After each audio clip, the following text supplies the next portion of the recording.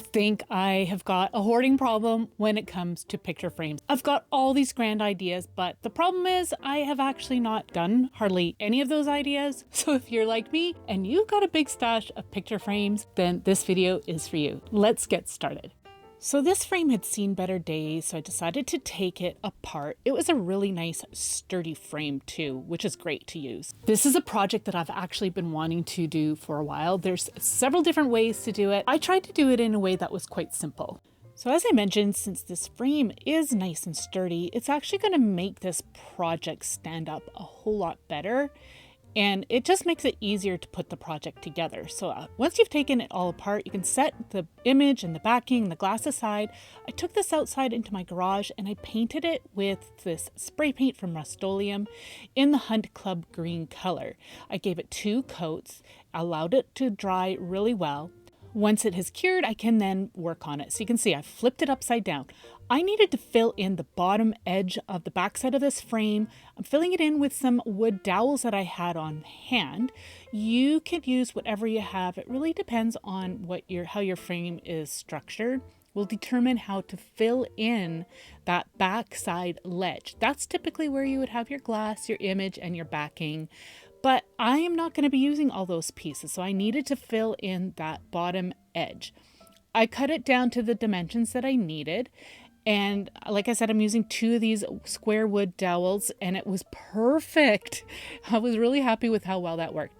I'm using a combination of some tacky glue along with hot glue. I've had a lot of people ask me lately the reason why I use these 2 glues. Well, hot glue dries very, very quickly. And I found over the years, I can't get a really quick adhesion, I can't get this in place before the adhesion sets up. It just sets up so fast with the hot glue.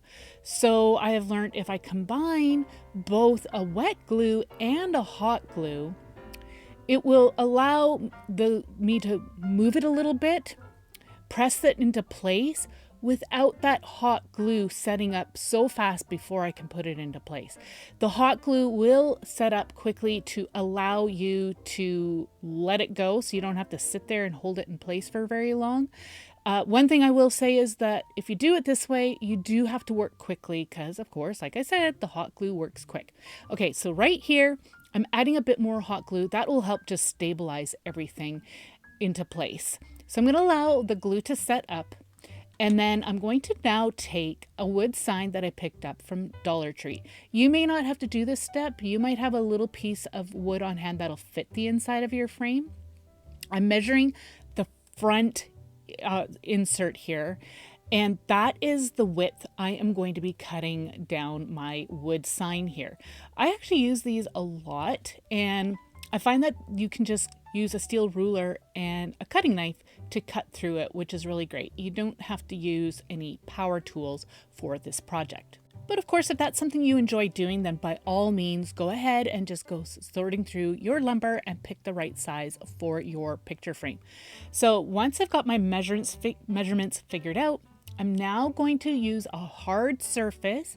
I've lined up my ruler, steel ruler, and my craft knife, and now I'm going to cut through that piece of wood.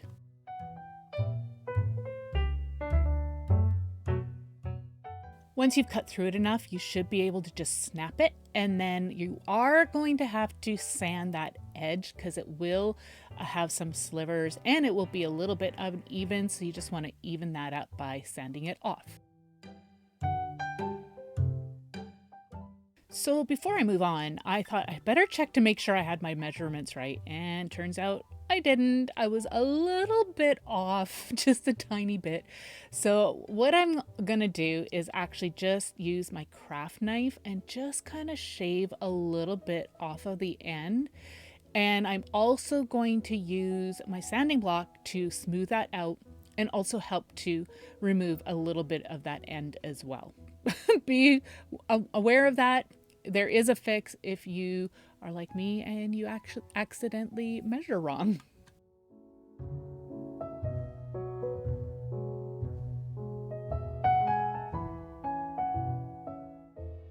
Okay, I'm going to test it out again, and this time it fits, which is awesome. So I want to stain this little wood shelf of mine here, but sometimes I find that the stain doesn't always stick really well. So I'm just going to mark off the space so then I know where I don't want to add the stain. So I wrote on the word back, I kind of roughly did a line, and all along that back edge there, I will not add any stain. That way here, I know I'm going to have good adhesion between my little wood shelf and those wood dowels that I had placed in there. I'm using some walnut stain here by DecoArt, using a rag, and I'm going to be covering the whole entire shelf except for that little back portion. And I am going to be giving 2 coats of this wood stain, so I've got a nice dark color. And it looks really, really good with my dark green paint.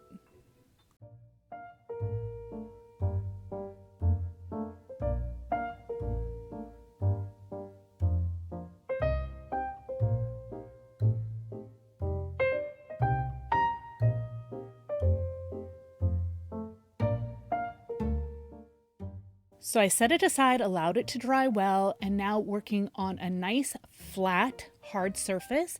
I'm again using my tacky glue and my hot glue, being generous with the tacky glue so I know for sure that I am going to get good adhesion between my little wood shelf and my little dowels here. Now I'm going to set everything up so I can work really fast of putting my hot glue into place and then quickly grabbing my wood shelf and laying the frame flat, lining everything up, pushing my shelf into that glue, and it's going to lay really, really nice and straight if you do it this way. So once you've got that in place, you can turn it around and you can fill in that back little bit there with some hot glue. Again, that's just going to help to stabilize it and just add some added security. So once you're all done, you can then hang it on the wall. I do recommend that you add some supports on the wall for both corners.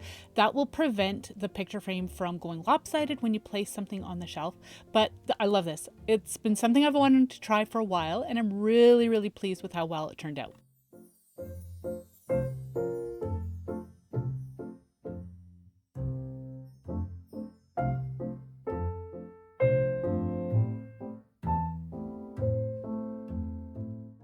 One thing I like to do is actually to repurpose some of my old projects. And I was inspired by a project I had seen on Pinterest, and I knew I could do it because I had the perfect frame, plus part of the work was already done for me. So this is the frame in its original state, and I did a finish on it. I will have the original video posted down below for you so you can check that out. But I had just glued some sticks in the inside just to fill it in. I really wanted to create kind of a natural look, but something kind of fun and unique. So all I did was cut them down to size and put them into place. And then I went in and added some hot glue once I was happy with the placement. I did overlap my branches and what have you. And I have to say it worked really, really well. I was actually really impressed with how well the hot glue has held up with this. And this is just hot glue that I use from my local dollar store. So this is what it looked like in the end. This is now, like this is recent, and you can see it held up really, really well. But the thing is, I was no longer loving the butterfly. Don't get me wrong, I love butterflies, but I was just kind of tired of the way it was. And when I saw this other project that I wanted to try out, like I said, I knew I had the perfect frame and the work was already half done for me. So I took the butterfly off. I'm removing the little bits of hot glue that remained on the branches. Yes, some of the bark came off, but that is okay. So I wanted to add some lights to this. I like using these fairy lights here. I just got them from Amazon. They have a nice flat back to it. Battery pack to it. And what I'm doing is adding a piece of Velcro to it just so it allows me to remove it so I can change out the battery really easily. That's just something I like to do personally. You can use any type of batteries that you have on hand. Any type of fairy lights that you have on hand. Okay, so this is actually the way I'm going to be using it. And I'm going to figure out the placement for my battery pack. I decided to work from the corner and then work my way throughout. And what I like to do is actually glue down the excess wire. Now I'm just being careful not to glue down too much, just enough to help hold it down, but also still allow me to pull that off. There's a little bit of like wiggle room there for me to pull the battery pack off so I can replace it as needed. All right, so I turn my fairy lights on because that's something I find it's just easier to put these into place if you do that. And this took me a while, but I decided to wrap my fairy lights around each branch. And the reason is because I didn't want my wires to just kind of go all haywire. I felt I'd have better control of the placement of all the fairy lights. I wanted all the fairy lights to be facing forward. So I found that this way just worked best for me.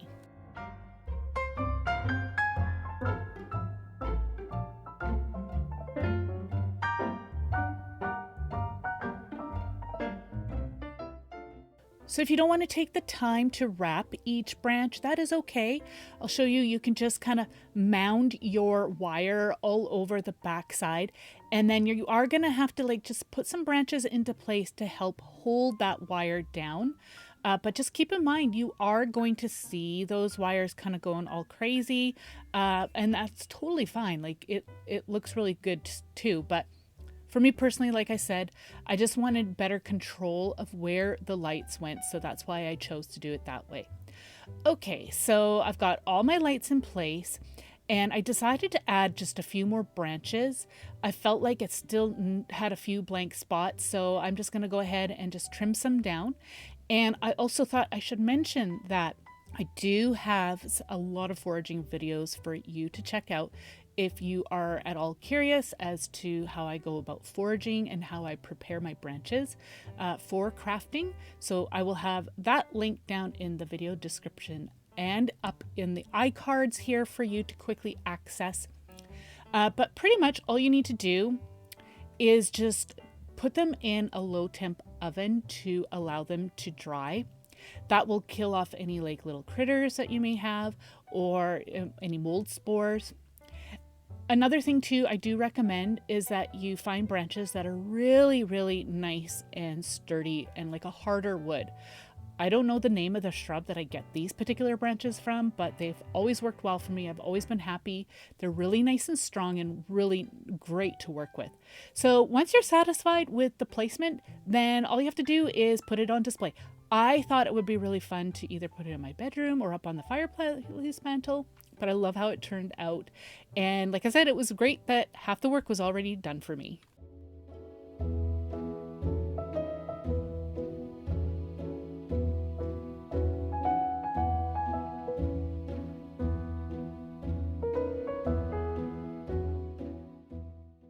I've had this next project on my mind for a few years now, and I thought, you know what, today's the day we're going to do it. You need a folding picture frame. This is a brass picture frame that I'm going to be using. Of course, use any one that you would like. I'm going to be taking it all apart, but you are going to want to save one of the backing pieces. You could use the glass, but just keep in mind the glass is heavy. So I'm going to be using an alternative, but I am going to be using these wood planks I got from my local dollar store called Dollarama. They happen to be the exact length that I need for this project. So I do need a total of 4 of these, but you can see they're the exact length of the picture frame. So I decided to use these ones. I do need to cut down 2 smaller ones. So what I typically do is just line things up and mark where I need to cut things down. And then I'm going to be just doing the same thing I did before, where I'm going to be using my hard flat surface along with my steel ruler and my craft knife, and I'm going to cut through this. These pieces are a little bit thicker, which is fine. It's still work doing it this way. But of course, again, if you like to use power tools, then by all means, go ahead and do that.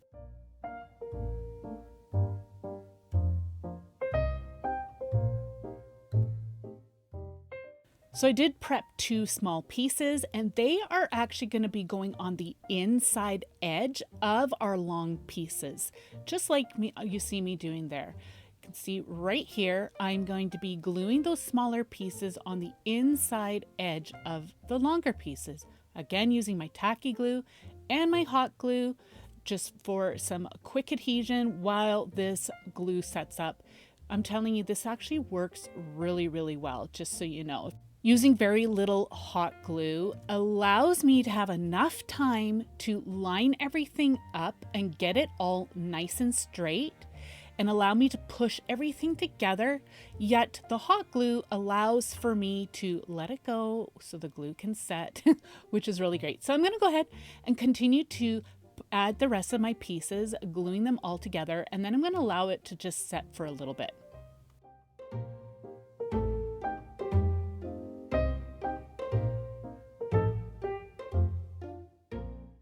So I'm just going to quickly show you how my frame fits on the top of this box. You can see how well I finally got my measurements right, which is awesome. I decided that I'm going to add a base. So I've grabbed another wood sign from Dollar Tree. This wood is a lot thinner, and I'm just going to be doing all the same steps, except I am just going to be tracing around this wood box just to get my measurements. And then again, like I said, just all the same steps as before, using my steel ruler and my craft knife to cut the bottom of my box out. Now you could leave it open if you want, and you could create like some kind of a fun little thing for your wall. But I will say that there is one slight problem that I came across with this project, and I'll be showing you that a little bit later. So that might determine how you take all your steps to complete this project. All right, so I got my base done, and I'm going to go ahead and glue this into place.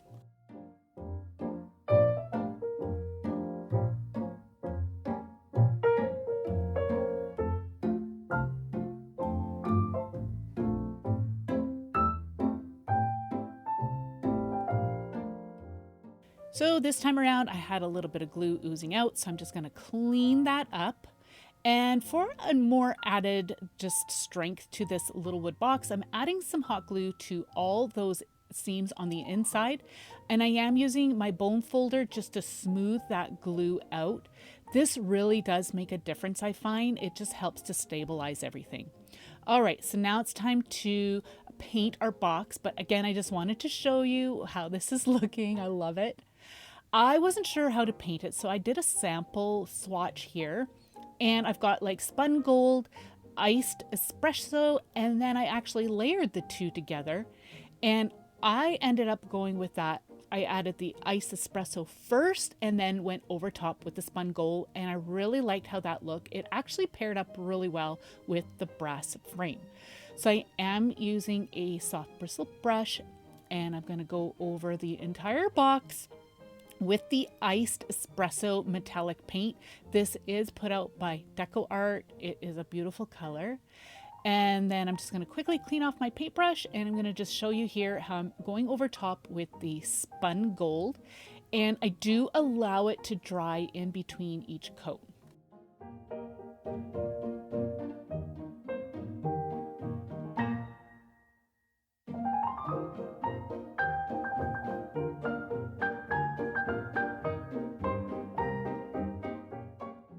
While the paint is drying, I decided to use some scrapbook paper cut aparts as my inserts for my frame. I do want to put them on the back picture frame backing, but you could see I chose these two images here, Love and Hope. I thought they were just so pretty and elegant, but they were too small for the backing, so I am adding this other rose pattern paper to cover the backing. So all I'm going to do is just cut these cut aparts down to size. You could add a photo if you'd like. You could just do say some artwork, anything you'd like. Just if you do like what I'm doing, you're going to have to make sure that everything is facing the right way. I'm going to have like a top, and then I'm going to have an underside to my project. So my roses were facing the right way. I made sure everything was right. I'm just using some glue tape here, and double-sided glue tape, and I'm going to put all my papers into place. You don't have to worry about perfect adhesion at this point because I am going to be sandwiching them in between two pieces of acrylic, just so you know. I'm going to put my insert in and I'll show you here. I've got my love on the top and I'm going to open it up, and I wanted hope to be on the inside. So you just need to make sure that everything is facing the right way. Otherwise, some of your images or your words or whatever you're using for the insert will end up being upside down. So just keep that in mind. So I'm going to go ahead and continue to add my pieces, and then I'll show you what to do next.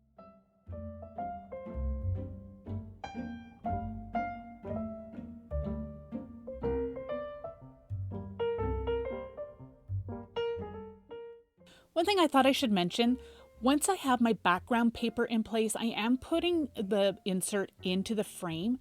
That way here, when I go to add my other images, they are going to be center within the picture frame. I ran out of my other glue tape, so I am going to be switching up my glue tape and just using another brand here.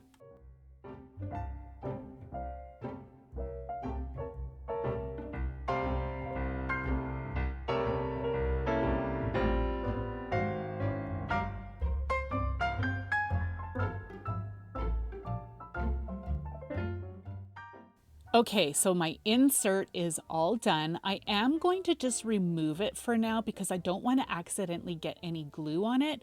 But I'm going to be gluing the picture frame to the top of the wood box. There is no paint on the top edge of the box. I am using this Beacon 527 glue. It does have an odor, so you're going to need to use this in a well-ventilated room. I've got really good ventilation in my craft room. So if you can do this outside if you choose, just remember to follow the directions on the packaging. But I'm adding just a bead all the way around the top edge. And then I'm going to put the frame into place. It does say you can use this glue on wood and metal. So I thought, you know what, I'm going to give it a try. But you use your favorite adhesive. I haven't used this one too much, so I don't know how well it's going to work long term. But I have to say it does work out pretty well. I just line everything up, and you do have some wiggle room, and it does say it does dry quite quickly, which I was happy with, but you do have enough working time to put it in place. I have to say I was actually really pleasantly surprised with that Beacon glue. Yeah, it's held together.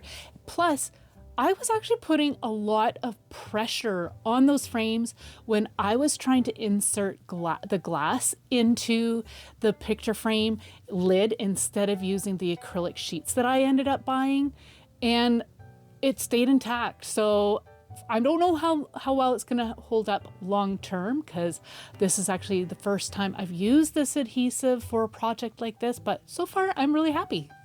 All right, so I allowed the adhesive to dry for 24 hours according to the packaging. I ordered myself some acrylic sheets that were the size of my picture frame, which is 5x7.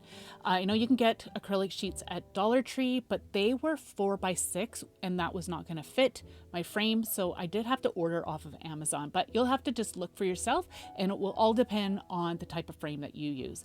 So you just need to remove your backing, and I'm going to start off by placing one of the acrylic sheets into place, and then I'm going to add my insert here. You may have to push a little bit. Make sure you use 2mm if you're using a thin frame like I am. It'll just make it easier for you to put everything into place. I did try to use the glass, but it ended up being way too heavy. Even with the acrylic sheets, it was too heavy. Okay, so I've got some metal tape here because you can see on the one edge, there is no frame, and that's because it's the back side of the frame. So I'm going to be using some metal tape that I have on hand, and it happens to be the exact width and the color of my brass frame. So I thought I would just add some just to the one side of my acrylic sheet just to help it look a little bit more cohesive. If you don't have metal tape, you could definitely use some washi or maybe a paint marker. Just use whatever you have on hand. But I'm going to put this into place. I had removed the protective sheet off of the acrylic just on the one side, and then I could lay it flat and I won't damage the other side while I'm putting my metal tape into place. I stretched out the whole piece I made sure that it was all nice and straight. And then I'm going to just burnish it down just to make sure it does stay in place. But this stuff is actually pretty strong. Once you've got the metal tape in place, then you can remove the other backing and put this into place. You may need to push down a little bit just to get this going, but if you use the right thickness, you should be able to slide this all together. And you can see how good that looks. It just makes it a little bit more cohesive. I know it's not an exact match, but all in all, I'm really happy with how that turned out. Okay, so here is the problem. Even with the acrylic sheets, it was still heavy. When I went to go and open up the lid of our box, which is what we created here, it kept on wanting to go backwards. So you could add a little support to the backside, or if you prop it up against a wall or the back of a shelf, you should not have any problem with this. You could add some weights to the bottom of your box to counteract the weight of the lid, but just experiment. You could use heavier wood as your base if you choose, but all in all, I'm actually really happy with how this turned out.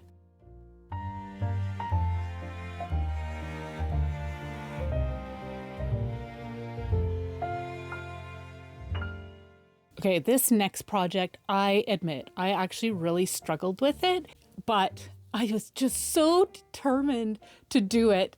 I wanted to make it for my daughter, and I am really happy with it, how it turned out, but as I said, I did struggle. So I had found this beautiful ornate brass picture frame, and it was all coming apart. It was originally from Italy, which I thought was so cool, and I think it's a beautiful frame. So I set that aside. I'm cutting down some quilt batting, and I'm going to just randomly come up with some sizes. You don't have to be exact here, but you can see I cut some long strips. They're about 10 inches long, and then I'm rolling them up to about an inch in diameter. I'm going to use some hot glue along the one edge, and then I'm going to press that together. Now, it'll depend on the size of picture frame that you use will determine how many of these and how long you need them to be for your frame. I will say a square or rectangular frame would be a whole lot easier than this oval one, but hey, I just love to just punish myself here. Okay, so I've got all of my little rolls done, and I made enough to cover the backing of our frame. I'm just gonna check to make sure it really is enough, and you can see it was. I didn't want to work directly off of the backing of our frame, so I decided to just take some thin chipboard and traced around it, and I'm going to cut it out. But I will be cutting it down so it is approximately 1/2 centimeter smaller than the backing of our picture frame. You may not need to do this step. It will all depend on the type of frame that you're using. But I just thought for me to just help prevent any maybe mistakes or wrecking the backing of my frame, I decided to use some thin chipboard.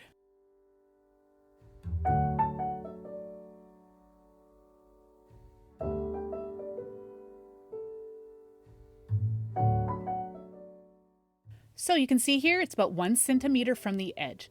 All right, so I'm gonna add all my rolls here in place, just lining them up. You can also see that I have my backing, the original backing there, and I did that just so I could make sure that I have my rolls all positioned properly, just to make sure everything is all lined up properly, because I tried this earlier with some other products and it did not work. It was a flop. I do recommend you used quilt batting. It's a lot more forgiving than if, say, you use felt or something like that. Or even if you use foam. This is so much more forgiving. All right, so once you've got everything all in place, I'm gonna just gently remove each individual roll, and I'm adding hot glue directly onto my chipboard only, and then putting the rolls back into place, pressing it down for a little bit just to allow it to set up a bit. And I'm going to continue to glue the rest of our little rolls into place until I've got them all glued down. So I'm going to now trim off the excess around the edge. Just be careful that you don't cut off too much, but you can see I'm about, I'd say again, 1/2 centimeter maybe a quarter of a centimeter around the edge. I was overhanging on the top and the bottom, which is okay. I just made sure I did not cut off too much there.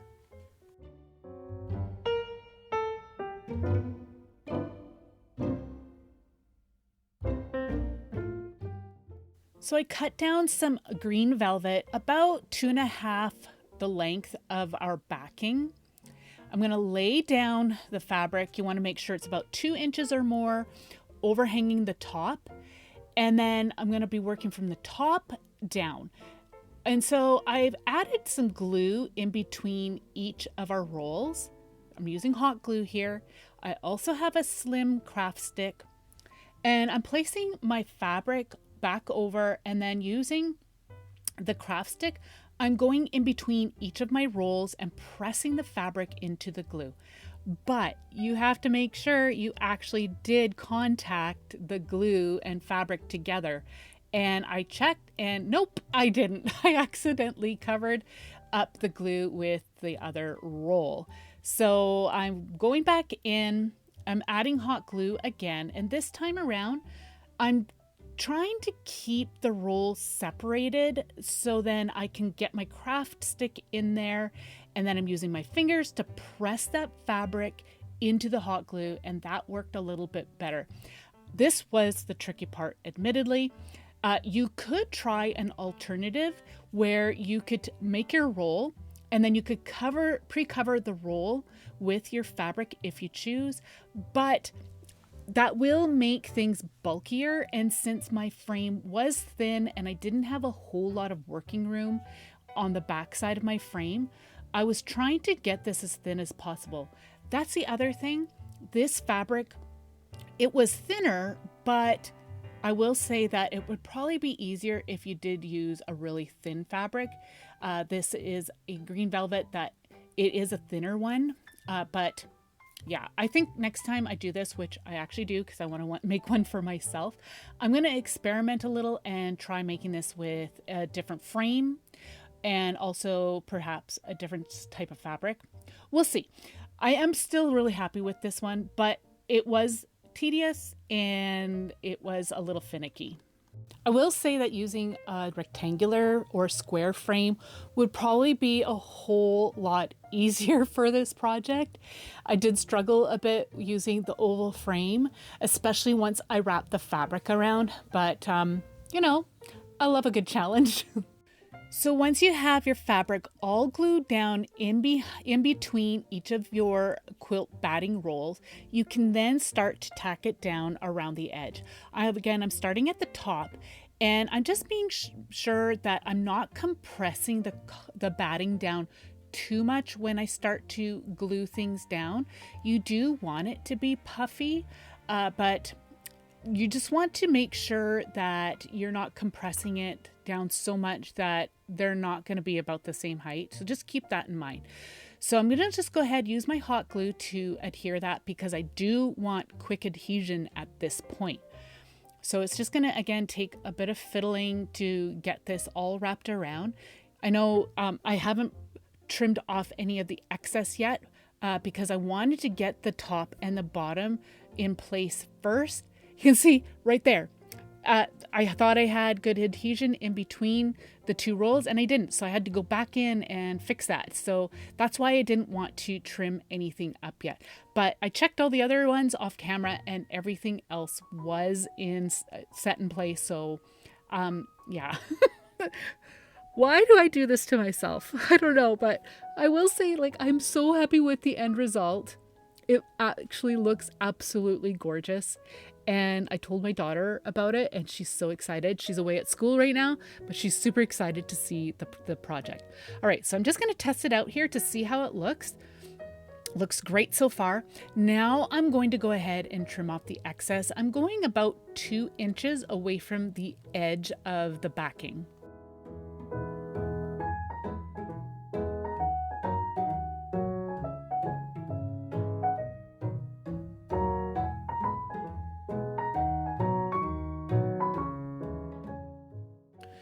So now I can continue to glue the rest of the edges of fabric into place here. You can see how I'm kind of ruffling it up a bit, and you can see how it's looking. I do check every once in a while just to make sure that I'm not compressing the quilt batting too much. So once I kind of had an idea where I needed to place the fabric, I'm going to go ahead and add my hot glue and then press the fabric into place.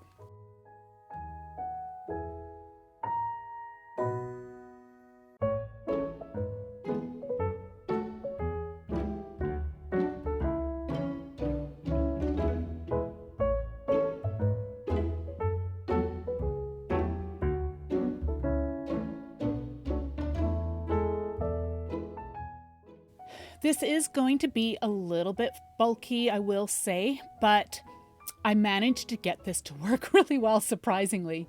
So once you have it all wrapped up around the back side, you are going to have to go back in and you might have to like trim off some of the excess still, and that's fine. I'm going to put mine into place here because I just wanted to see how things were looking at this point. So I'm going to push it into place, and as I was kind of working with it, I realized I needed to glue down more of those edges. And when I did that, it helped to flatten out the backside a lot better.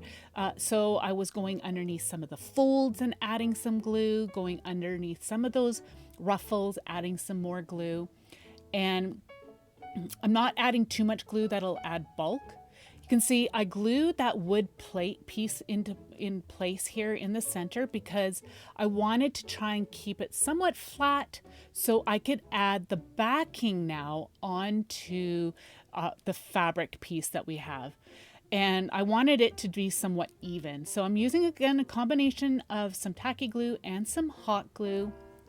I had to work really, really quickly here because the hot glue was setting up. I ended up having to use more hot glue than I realized, but it still ended up working just fine doing it this way. So I've got all my glue into place. Now I'm going to quickly flip it over and put it on the backside of our fabric puff here. I'm going to press it down really well to make sure I've got good adhesion. And now I can place it into our frame. So it takes a little bit of maneuvering. I'm pushing it down quite hard and trying to get the bulk of the fabric within the frame. Once I've got that in place, I flipped it over, and what I'm doing is just kind of pulling on the edges.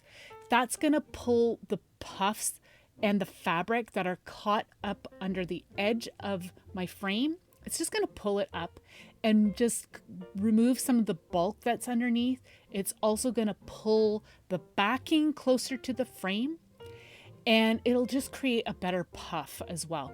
Again, it's going to depend on the type of frame that you're using, but I really didn't have much wiggle room with this particular frame. Okay, so I've got a little bit of a ledge there. I'm adding some hot glue to the edge of our backing, and then I'm going to be pressing it down really hard to make sure that edge goes into the frame. You will need to hold this into place while it sets. You might have a few gaps like I do. You can go ahead and add some hot glue into those gaps. But I found all in all, most of the time I end up having to add hot glue to the edge of the backing. And then I would press it down into the frame. I even lifted up the backing a little bit and added some hot glue underneath as well. I just tried to find different ways to get as much glue in there to help hold this backing into place. Another trick I discovered was adding some hot glue to the top. And then what I would do is actually use the nozzle of my glue gun and help to like seal that edge off. It almost like let's call it a hot glue weld. I don't know how else to describe what I did here. So again, here is the nozzle. I'm just smoothing it out. And once I did that, everything really stayed into place. You also want to make sure you allow your hot glue to set up before you release the pressure on the backing of your picture frame as well.